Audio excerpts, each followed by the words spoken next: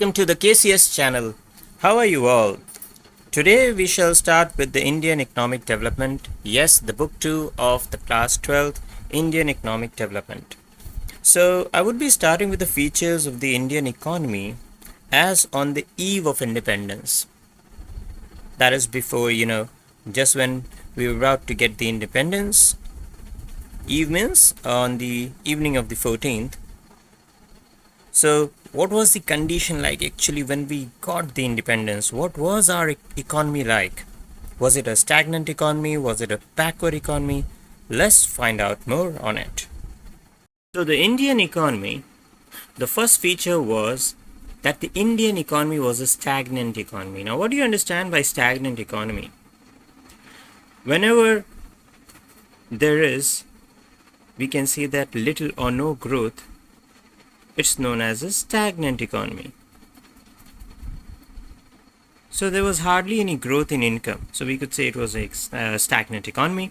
The British government never attempted to estimate India's national and per capita income. They were least bothered. उन्हें क्या गरज था भाई? उन्हें तो बस कॉलोनाइज करना था, राइट? लेकिन कुछ ऐसे हमारे लोग थे, some eminent personalities, जिन्होंने ऐसा करने की कोशिश ज़रूर की. Dadabhai Naoroji, William Digby, Findlay Shirras, VKRV Rao and RC Desai, ये कुछ ऐसे लोग थे जिन्होंने अटेम्प्ट किया कि एस्टिमेट कर सके India's national and per capita income so that we could understand the better position of the Indian economy. However, क्योंकि इनके जो भी एस्टिमेट्स थे, अलग अलग लोगों ने एस्टिमेट किया, इनके अलग अलग पैरामीटर्स थे, तो they had some conflicting results. Now most of the estimates, however, एक चीज़ जरूर रिवील करते थे that the country's growth of aggregates real output during the first half of the 20th century was less than 2% and growth in per capita output per year सिर्फ 0.5% था. तो आप इससे जान सकते थे इसका रिजल्ट क्या था. इसका रिजल्ट ये था that the standard of living of people was miserably low. बहुत बुरी स्थिति थी. कई एपिडेमिक्स या बीमारियां फैलती थीं. फैमिन, जिन्हें भूखमरी कहते थे, कई भूखमरी होती थी. और ये एक रिकरिंग फिनोमिना था, मतलब लगातार होने वाला.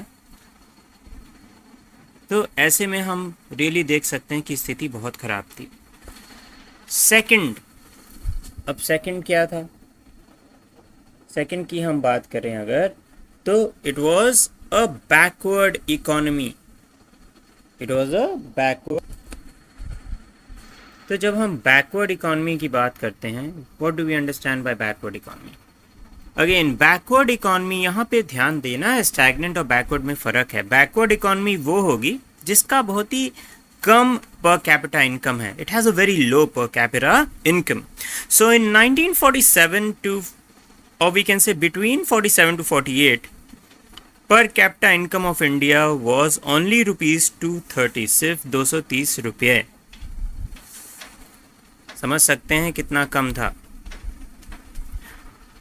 अब बल्क ऑफ द पॉपुलेशन, इसका मतलब क्या था? ज़्यादातर जो पॉपुलेशन था काफ़ी गरीब था. ठीक है, उनके पास, जैसे कहते हैं ना, दो वक्त का खाना भी नहीं था. ना ठीक से खा पाते थे, ना कपड़े थे उनके पास ठीक से पहनने के लिए, ना ही रहने को घर था. अनएम्प्लॉयमेंट जो था काफ़ी वाइड स्प्रेड था. सबसे बड़ा उसका रीज़न था, उसकी वजह सबसे बड़ी क्या थी? Destruction of the handicraft industries, जो आगे हम पढ़ेंगे कि उनकी क्या. हैंडीक्राफ्ट इंडस्ट्रीज़ यानी जो इंडिजिनस थी, जो हमारी इंडिया की इंडस्ट्रीज़ थी. ठीक है, उसे अंग्रेज़ों ने जानबूझ के डिस्ट्रॉय किया था, क्योंकि उनके मशीन मेड प्रोडक्ट्स ताकि बिक सकें और उन्हें ज़्यादा से ज़्यादा प्रॉफिट मिल सके. पहले हैंडीक्राफ्ट इंडस्ट्रीज़ हमारी एक्सपोर्ट भी होती थी. पश्मीना शॉल बहुत फेमस है, राइट? ये था आर्ट एंड कई जो है नक्काशी और ये सब, बनारसी साड़ी और ये सब चीज़ें, इस तरह की कई कपड़े, लेदर वर्क, इस सब के लिए इंडिया फेमस था. तो ये जितनी भी हमारी इंडस्ट्रीज थी, उनको अंग्रेज़ों ने डिस्ट्रॉय करने की कोशिश की कि हैंडीक्राफ्ट इंडस्ट्री को डिस्ट्रॉय कर दो ताकि उनके प्रोडक्ट्स बिक सकें यहाँ पे. ठीक है, अब थर्ड पॉइंट पे आते हैं. थर्ड पॉइंट हमारा आ जाता है डोमिनेंस ऑफ एग्रीकल्चर। ठीक है, डोमिनेंस ऑफ एग्रीकल्चर क्या मतलब? एग्रीकल्चर ज़्यादातर, इंडस्ट्रियलाइजेशन तो इतना था नहीं, तो ज़्यादातर it was a agricultural society. ज़्यादातर लोग, in fact 72% of the countries working population वो किस में एंगेज थे? एग्रीकल्चर में एंगेज थे। लेकिन यहाँ देखिए ये विरोधाभास है कि 72% of the countries population was engage in agriculture, however the irony is कि contribution of agriculture to GDP gross domestic product was only 50%। 72% लोग एम्प्लॉयड ज़रूर थे एग्रीकल्चर में, लेकिन GDP की तरफ कंट्रीब्यूशन क्या था? सिर्फ 50%। This again was showing the backwardness of the industry of the agriculture sector. Again low productivity भी थी। लो प्रोडक्टिविटी मतलब पर हेक्टेयर ऑफ लैंड जो प्रोडक्टिविटी थी वो काफ़ी कम थी, तो उसी वजह से कंट्रीब्यूशन भी लो था जीडीपी की तरफ। ठीक है, अब चौथा पॉइंट, ब्लीक इंडस्ट्रियलाइजेशन। ब्लीक मतलब ना के बराबर। तो prior to British rule industrial sector in India was well known for handicrafts. British rule से पहले India was very famous. In fact अगर आप डिटेल्स देखें, कई वीडियोस देखें यूट्यूब पे भी, तो आप जान सकते हैं कि नियरली इंडिया के जो इकॉनमी थी उसको आप ये मान सकते हैं कि it was one of the major economies in the world. India से ट्रेड करने के लिए बड़े बड़े देश जो हैं हमेशा आते थे, रूट फाइंड करते थे। And it was very well known for handicraft, spices, ठीक है, सिल्क। चाइना सिल्क में था, ठीक है, लेकिन इंडिया भी सिल्क में था। ओके, ब्लैक पेपर, पेपर जो था पेपर के लिए बहुत फेमस था। तो कई ऐसी चीज़ थी जिसके लिए इंडिया एक्सपोर्ट करता था और उसका बैलेंस ऑफ ट्रेड फेवरेबल हुआ करता था। एक्सपोर्ट हम ज़्यादा करते थे, इंपोर्ट कम करते थे ब्रिटिशर्स से पहले, लेकिन ब्रिटिशर्स ने उलट दिया था। ब्रिटिशर्स के वजह से क्या हो गया था? We were merely reduced to what? Exporter of raw materials and only an importer of all finished goods, जो कि ऑब्वियसली इंग्लैंड में उनकी फैक्ट्रीज बनाती थी, वो इंडिया को मार्केट की तरह इस्तेमाल करते थे, तो इंडिया में लाके बेचते थे। इस तरह से उन्होंने सिस्टमेटिकली डिस्ट्रॉय कर दिया हमारी हैंडीक्राफ्ट इंडस्ट्रीज। हम अगेन उसको पढ़ेंगे क्या कैसे डिस्ट्रॉय किया था। तो ये हम समझ लें कि इंडस्ट्रियलाइजेशन की बुरी स्थिति क्यों हुई, क्योंकि जब तक आज़ादी हमें मिली तब तक स्मॉल स्केल और कॉटेज इंडस्ट्रीज़ को ऑलमोस्ट बर्बाद कर चुके थे ये लोग। हैवी इंडस्ट्री जो है काफ़ी कम ग्रोथ थी, क्योंकि जैसे स्टार्ट हुई थी। Bulk of capital good requirement जो था, जो कैपिटल गुड्स से जिनसे और गुड्स बनते हैं वो कैपिटल गुड्स होते हैं। ठीक है, दो तरह गुड्स होते हैं, कंज्यूमर गुड्स और कैपिटल गुड्स। कैपिटल गुड्स वो होते हैं जिनसे हम फर्दर गुड्स को मैन्युफैक्चर करते हैं, राइट, जैसे मशीन्स हो गई। तो उसके लिए हम क्या थे? We were dependent upon imports from Britain. तो कैपिटल गुड्स हम प्रोड्यूस नहीं कर पाते थे, उसके लिए जो टेक्नोलॉजी थी वो हमारे पास उतनी नहीं थी, तो वो हम ब्रिटेन से ही इंपोर्ट करते थे, उस पर डिपेंडेंट थे।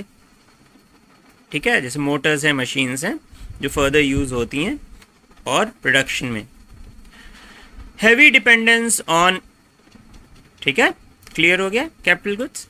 अब heavy dependence on imports. Imports पे हमारा हैवी डिपेंडेंस था, यानी हम काफ़ी हद तक जो है इंपोर्ट्स पे डिपेंडेंट थे। अपने आप प्रोड्यूस ही नहीं होता था तो क्या करेंगे? डिपेंडेंट थे हम इंपोर्ट्स पे, दूसरे देश से ही मंगवाना था, और मेनली ब्रिटेन ही मान के चलिए आप मंगाना था। The country was heavily dependent upon imports for machinery and related equipment of production. अभी हमने डिस्कस किया। Armed forces of the country, जो हमारी आर्मी थी, ठीक है, आर्मी हो गई, नेवी हो गई, एयरफोर्स हो गई, ये भी हेवली डिपेंडेंट थे फॉरेन इंपोर्ट्स पे for most of the defence equipment, क्योंकि जो इक्विपमेंट थे वो ब्रिटेन ही प्रोड्यूस करता था, उन्हीं पे हम लोग डिपेंडेंट थे। Several consumer goods like sewing machines, आपको याद भी होगा रिवोल्ट ऑफ 1857 क्यों हुआ था भाई? बाहर से प्रोड्यूस राइफल आती थी, कार्ट्रिजेस जो थे उसमें बीफ और पोर्क के फैट यूज़ होते थे, तो इसे उसको हमेशा कार्ट्रिज को उसको दांत से नोचना पड़ता था, तब यूज़ होता था, तो इसके लिए वो रिवोल्ट हुआ था, राइट। सो हम जो भी आर्म्स एंड एम्युनिशन थे वो इम्पोर्ट ही करते थे, because we did not have that kind of production in India. Now again उसको छोड़ के कंज्यूमर गुड्स भी जो थे, काफ़ी कंज्यूमर गुड्स भी जो है हम इंपोर्ट करते थे अब्रॉड से, जैसे सोइंग मशीन्स हो गई, सिलाई की मशीन, मेडिसिन, दवाइयाँ जो ज़रूरी थी, केरोसिन ऑयल, ठीक है, मिट्टी तेल आपका, bicycle etcetera, they all had used to be imported from abroad, ठीक है। अब जो है आगे का पॉइंट देख लेते हैं, हैवी डिपेंडेंस ऑन इंपोर्ट्स। तो हमने अभी डिस्कस किया हैवी डिपेंडेंस ऑन इंपोर्ट्स, ठीक है, जो पांचवा पॉइंट था हमारा। Limited urbanisation. अब अर्बनाइजेशन क्या है? अर्बनाइजेशन वो प्रोसेस है जिसे शहरीकरण कहते हैं, ठीक है। जब हम गांव या एरिया को डेवलप करते हैं, अच्छे मकान, अच्छे रोड, अच्छा इंफ्रास्ट्रक्चर, अच्छी इंडस्ट्रीज लगाना, तो हम क्या कर रहे हैं? अर्बनाइज कर रहे हैं, ठीक है। अर्बनाइजेशन जो which leads to the formation of cities. तो इंडिपेंडेंस के समय ज़्यादातर पॉपुलेशन विलेज में ही रहता था, गांव में ही हमारा ज़्यादातर पॉपुलेशन रहता था। 1948 की अगर हम बात करें तो सिर्फ 14% जो पॉपुलेशन था हमारी कंट्री का वो शहरों में रहता था या अर्बन एरियाज में रहता था। 86% dear students they lived in rural areas. तो 86% समझ लो लोग जो थे हमारे देश के वो रूरल एरिया यानी गांव में रहते थे। कई बच्चे रूरल और अर्बन में कंफ्यूज हो जाते हैं। रूरल मतलब गांव और अर्बन मतलब शहर के एरियाज, ठीक है। Rural population lacked opportunities outside agriculture. मानी बात है, गांव में कोई ऐसे इंडस्ट्रियलाइजेशन था नहीं, फैक्ट्रीज नहीं थी, मैन्युफैक्चरिंग यूनिट्स नहीं थी, तो एग्रीकल्चर को छोड़ के उनके पास कोई एम्प्लॉयमेंट अपॉर्चुनिटी नहीं थी गाँव में। तो इससे और उनकी गरीबी बढ़ जाती थी। क्यों? क्योंकि वो खेती पे डिपेंडेंट थे। अगर फसल अच्छी होगी तब तो ठीक है भाई, अगर फसल अच्छी नहीं हुई, ठीक है, क्रॉप्स जो है नहीं अच्छे ग्रो हुए, हार्वेस्ट उतना अच्छा नहीं हुआ, तो फिर उनकी इनकम नहीं होती थी। Semi feudal economy. Again independence के समय इंडियन इकोनॉमी ना ही पूरी तरह फ्यूडल थी और ना ही कैपिटलिस्ट इकोनॉमी थी। It was more a mix economy और अ सेमी फ्यूडल इकोनॉमी। ऐसी इकोनॉमी जो है फ्यूडलिस्टिक और कैपिटलिस्टिक मोड ऑफ प्रोडक्शन दोनों उसमें रहता था। अब फ्यूडलिस्टिक क्या हुआ? जो जमींदारी सिस्टम था हमारे यहाँ, 3 टियर सिस्टम जो अंग्रेजों ने डेवलप किया था, ठीक है, कि जो ब्रिटिश गवर्नमेंट थी या ईस्ट इंडिया कंपनी थी पहले, ठीक है, उसको उन्होंने ज़मींदारों को लैंड दे रखी थी। ज़मींदार जो थे वो रिस्पॉन्सिबल थे कि वो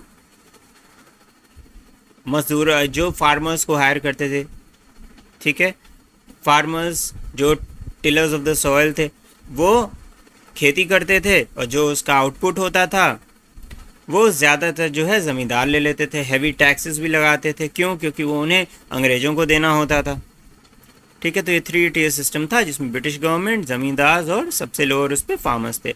तो फार्मर्स की बुरी स्थिति हो जाती थी, उनके पास मुश्किल से अपने ही खाने के लिए बचता था, ठीक है। कई ज़मींदार भी जो थे वो उनसे ज़्यादा से ज़्यादा एक्सट्रैक्ट करते थे जितना उनसे लगान के रूप में अनाज या वो पा सकें, और अंग्रेज़ों को अपने ज़्यादा दे के अपनी जो है गुडविल बनाते थे और अपने भी उससे लैविश लाइफस्टाइल लीड करते थे, ठीक है। तो उस समय कुछ ज़मींदारी सिस्टम बचा था इंडिपेंडेंस के समय और कुछ कैपिटलिस्टिक मोड्स ऑफ प्रोडक्शन भी थे, तो इसीलिए एक मिक्स इकॉनमी हो गई, ठीक है। बाद में आपने देखा कि भाई ज़मींदारी सिस्टम पूरी तरह से अबॉलिश भी कर दिया गया था, राइट। सो ये सब जो स्थिति थी इससे प्रोडक्टिविटी बहुत लो थी, यानी पर हेक्टेयर ऑफ लैंड, ठीक है, जो प्रोडक्शन था, जो यील्ड थी, जो आउटपुट था क्रॉप का वो बहुत कम था। तो इसीलिए जब लो प्रोडक्टिविटी होगी तो मानी बात है वो बैकवर्डनेस को लीड करती थी। तो दैट्स वाई ये 7 पॉइंट से हमें समझ में आता था कि Indian economy was a backward economy.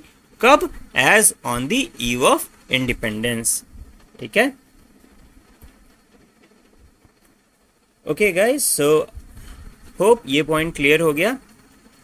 अब जो हम इसके बाद डिस्कस करेंगे state of agriculture sector on the eve of independence, और इंडस्ट्रियल सेक्टर की क्या हालत थी, और of course very important point जो एग्ज़ाम के पॉइंट ऑफ व्यू से भी इम्पॉर्टेंट होगा, एग्ज़ाम वेरी इंपॉर्टेंट टॉपिक जो हम कवर करेंगे, that would be the decline of the handicraft industry in India. ठीक है, सो until the next class, if you did like the explanation, please like and share the video with your friends, as well as subscribe to my channel for more chapters or more videos on Indian economic development, and even we would take with microeconomics and statistics as well. Thank you.